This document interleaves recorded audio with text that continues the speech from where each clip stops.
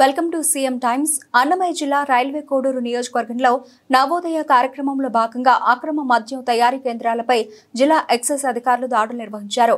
Railway Koduru మండలం కే బుడుగుంటపల్లె, ఓబులవారిపల్లె మండలం వైకోట అటవీ ప్రాంతంలో ఈ దాడులు జరిగాయి. 3 వ్యక్తులను అధికారులు అరెస్టు చేశారు. 510 లీటర్ల బెల్లం మూట, 170 బీర్ బాటిళ్లు, 80 మద్యం బాటిళ్లు నాశనం చేయబడ్డాయి. అదనంగా 2 ప్రదేశాల్లో అక్రమ మద్యం తయారీకి బెల్లం సరఫరా చేస్తున్న వ్యక్తులను అరెస్టు చేసి 260 కిలోల బెల్లం స్వాధీనం చేసుకున్నట్లు జిల్లా ఎక్సైజ్ సూపరింటెండెంట్ మధుసూదన్ తెలిపారు. ఈ దాడుల ద్వారా అక్రమ మద్యం తయారీ, విక్రయాలను అరికట్టేందుకు ఎక్సైజ్ శాఖ కృతనిశ్చయంతో ఉందని, ప్రజల ఆరోగ్యం మరియు భద్రతను కాపాడడానికి ఇటువంటి చర్యలు కొనసాగుతాయని ఆయన వెల్లడించారు. ప్రజల సహకారం ఎంతో అవసరమని, అక్రమ మద్యం కార్యకలాపాలను గుర్తించి సమాచారం అందించాలని ఆయన విజ్ఞప్తి చేశారు.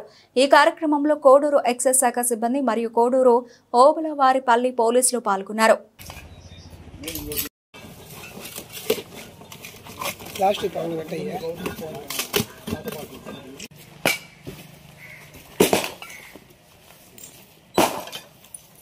మళ్ళా ఒకసారి చెక్ చేసుకోండి.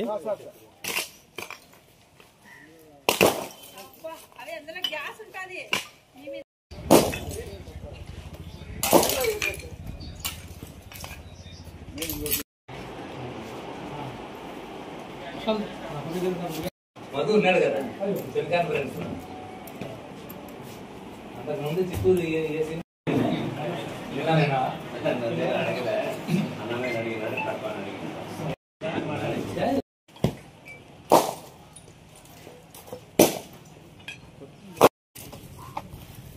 రాసుకుంటారా?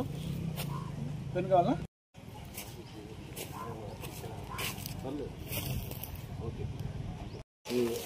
ఇంకా నీట్గా పెట్టారు.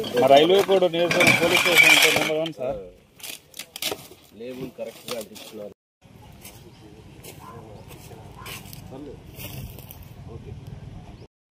వాళ్ళందరి మీద కూడా కేసు బుక్ చేసాం ఆ రోజు. ఆ తర్వాత మళ్ళీ మాకు సమాచారం ఉండడంతో ఈరోజు లా అండ్ ఆర్డర్ పోలీసులతో మరియు ఎక్సైజ్ సూపరింటెండెంట్ గారు రాయచోటి అన్నమయ్య జిల్లాకు, ఆయన ఎస్టీఎఫ్ ఎన్ఫోర్స్మెంట్ సిబ్బంది మరియు రాజంపేట సిబ్బందితో కలిసి ఈరోజు బుడుగుంటపల్లి, వైకోట గ్రామాల్లో దాడులు నిర్వహించడం జరిగింది. ఇప్పుడు మొదటిగా బుడుగుంటపల్లికి వచ్చేటప్పటికి మొన్న జరిగిన దాడి కేసులో మొదటి ముద్దాయి అయినటువంటి తిరుపతి నాగయ్య అనే అతన్ని కూడా ఈరోజు మేము అదుపులోకి తీసుకోవడం జరిగింది. అతను సారాయి తయారు చేయడానికి అతను బెల్లము ఎక్కడి నుంచి కొనుగోలు చేస్తున్నాడు ఆ వివరాలన్నీ కూడా తీసుకోవడం జరిగింది. అతను రైల్వే కోడూరు టౌన్ లో దస్తగిరి వ్యక్తి వద్ద నుంచి బెల్లం కొంటున్నాడు. అతన్ని కూడా ఈ కేసులో, అంటే దాడి కేసులో కాదు, తర్వాత అతను ఒక వాష్ కేసులో రా మెటీరియల్ సప్లైగా అతన్ని మేము ఈరోజు విచారించడం జరుగుతూ ఉంది. రెండోది, అదేవిధంగా ఈరోజు ఈ బుగ్గులేటిపల్లి అవుట్స్కట్స్ లో దాడి చేయగా, బుడుగుంటపల్లి అవుట్స్కట్స్ లో దాడి చేయగా 210 లీటర్ల ఎఫ్జే వాష్ ను అవుట్స్కట్స్ లో డిస్ట్రాయ్ చేయడం జరిగింది. మాకున్న సమాచారము అట్లే లాంగిట్యూడ్ లాటిట్యూడ్ దాని సహాయంతో మాకు వచ్చిన సమాచారం మేరకు ఆ వాష్ అక్కడ బండారు కిరణ్ మరియు బండారు శ్రీనివాసులు అనేటువంటి 2 వ్యక్తులు పారిపోవడంతో వాళ్ళను ముద్దాయిలుగా దీంట్లో చేరుస్తున్నాం. అదేవిధంగా రెండవ కేసు బుగ్గులేటిపల్లిలో బుడుగుంటపల్లిలో 5 లీటర్ల ఐడితో ఒక ముద్దాయి వల్లెపు నాగేశ్వరరావు ఇతన్ని అరెస్ట్ చేయడం జరిగింది. ఇతన్ని ఈరోజు రిమైండ్ చేయడం జరుగుతుంది. ఆ తర్వాత ఇతనికి బెల్లం ఎవరిచ్చారని మేము వెరిఫై చేసుకుంటే ఇతను దేశీ విజయ్ కుమార్ అని రైల్వే కోడూరులోనే ఉంటాడు. ఇతని దగ్గర నుంచి మేము 100 కిలోల జాగిరిని సీజ్ చేయడం జరిగింది.